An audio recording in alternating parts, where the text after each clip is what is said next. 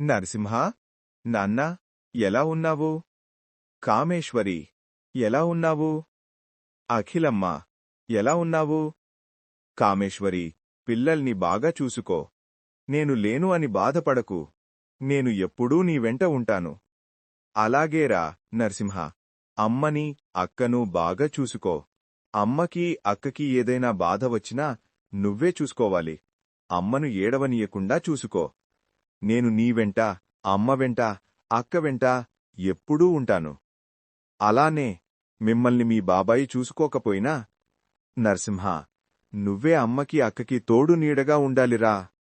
అఖిలమ్మా, నేను లేను అని నన్ను తలుచుకుని బాధపడకు, సరేనా? నరసింహ, జన్మదిన శుభాకాంక్షలురా. సరే, నేను పోయి వస్తాను.